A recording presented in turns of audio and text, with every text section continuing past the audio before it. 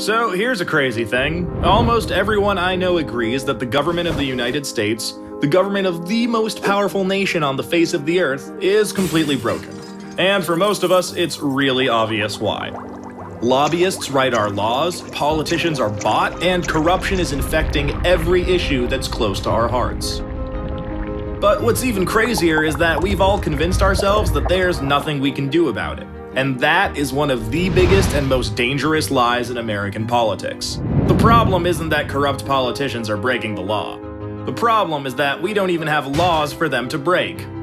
Right now, corruption is legal in America, and that is something we can fix.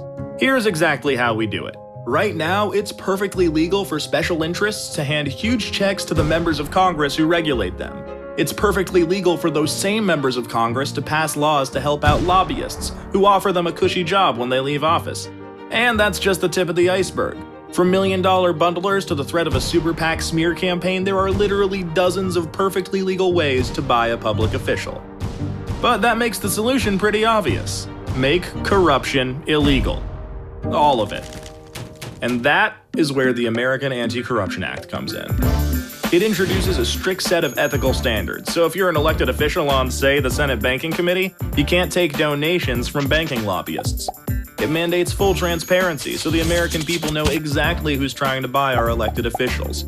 It changes how elections are funded, so clean candidates can win without selling out to special interests. And it does all of this while protecting the people's right to free speech. That's because the act was written by top constitutional scholars, conservative and liberal alike, to stand up to the toughest scrutiny. You can read the full text of the act at anticorruptionact.org. And speaking of the Constitution, let's talk about a little Supreme Court ruling called Citizens United. Here's the thing. While a constitutional amendment to overturn Citizens United would help clamp down on those shady groups with names like Americans for Freedom and Jobs and More Freedom, it wouldn't fix any of the problems we talked about before. You could pass that amendment tomorrow and the bribery, the extortion, the conflicts of interest, all of it would still be legal. But in a weird way, that's actually good news because it means we can solve a huge part of this problem with a plain old law. The question is, how do we get it passed? I mean, asking Congress to do it is like asking a fox to put a lock on the henhouse. The greasy, dirty, disgusting fox. And also, the fox is a congressman and not a fox at all. Look, my point is, we can go around Congress using a little something called the ballot initiative process. It lets citizens pass laws ourselves, no politicians required. All we have to do is gather enough signatures, put anti-corruption acts up to a simple public vote, and we can start fixing the corrupt system right at home. Here's our plan, in 5 steps. First, we'll need a law to pass. One that, actually fixes things. Okay, Anti-Corruption Act. Check.